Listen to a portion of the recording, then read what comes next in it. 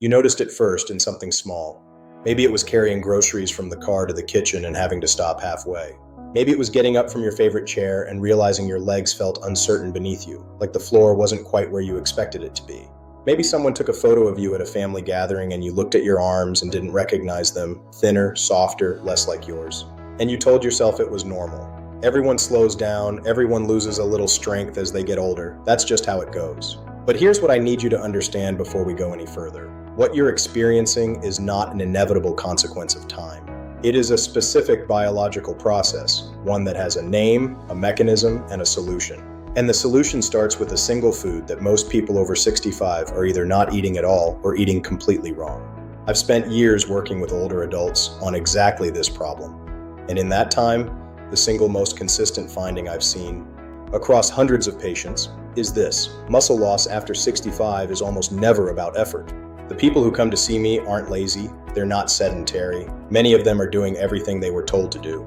They're eating protein, some of them are even going to the gym, and they're still getting weaker, still getting smaller.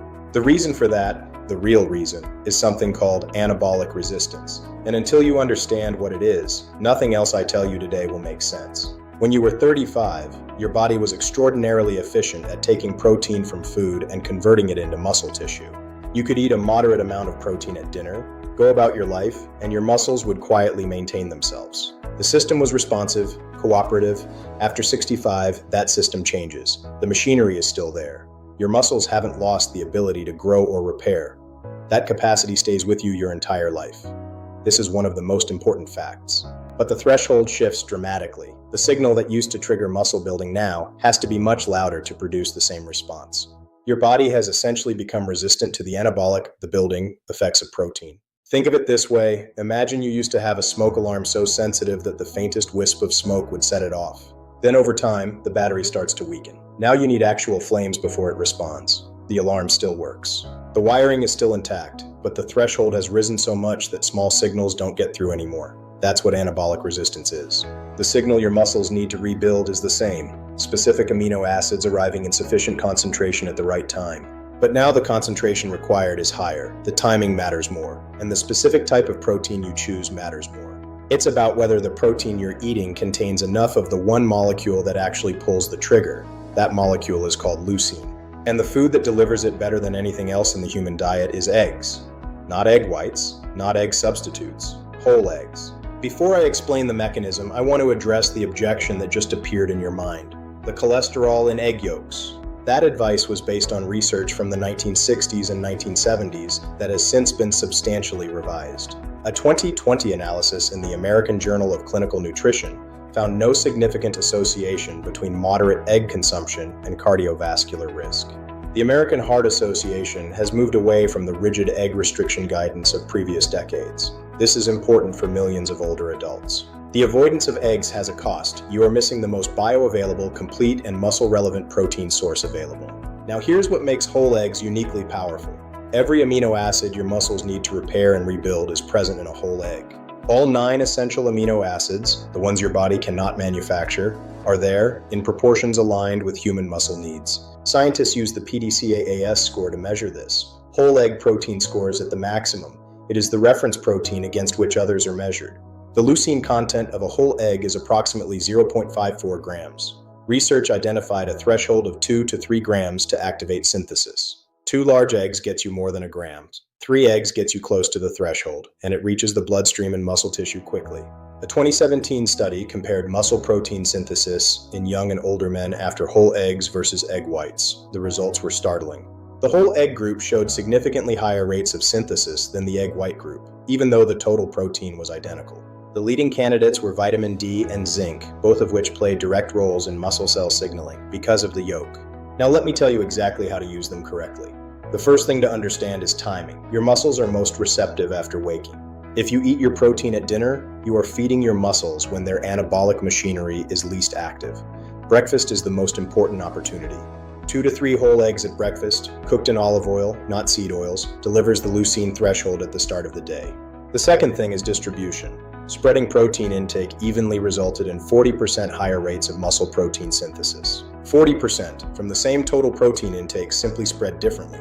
Eggs at breakfast, lunch protein, and dinner protein. The third thing is what you pair with your eggs. The fat in the yolk is not the enemy. It is part of the delivery mechanism. Olive oil enhances bioavailability. Dark leafy greens provide magnesium. Avocado adds healthy fats for an anti-inflammatory environment. What disrupts the effect is refined carbohydrate, white toast, orange juice. This creates an insulin spike that competes with the leucine signal. The fourth thing to understand is the combination of eggs with movement. I want to be precise about what kind of movement. Cardiovascular exercise, walking, swimming, supports heart health, but it does not preserve muscle mass effectively after 65. What signals muscle preservation is resistance, loading the muscle with tension, body weight squats, sitting and standing from a chair. The protein provides the raw material. The movement provides the instruction, rebuild. We are needed here. Eggs and resistance exercise together, especially timed within 2 hours, creates a response that neither achieves alone. Let me tell you about someone I worked with, a 67-year-old man who had retired about 2 years earlier. He was active. He walked 45 minutes every morning, but he noticed he was having trouble getting out of his car without using the door frame. The hesitation on stairs, the fact that he now sat down to put on his shoes. His diet looked reasonable: oatmeal, salad, chicken at dinner. But when we mapped his protein timing, the problem was visible. He was consuming most of his daily protein when his muscles were least primed. We made 2 changes: eggs at breakfast every morning, and 10 minutes of simple bodyweight exercises 3 times a week. Nothing extreme. 6 weeks later, he came back and reported he had gotten out of his car without touching the door frame. He'd realized it after he'd done it. A 67-year-old man started getting some of his physical independence back. From eggs and 10 minutes of movement, this is what it looks like.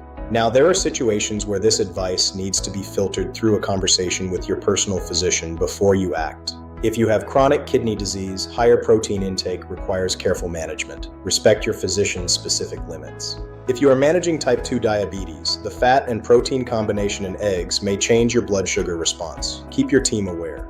If you have familial hypercholesterolemia, a genetic condition, the guidance around dietary cholesterol may be different for you.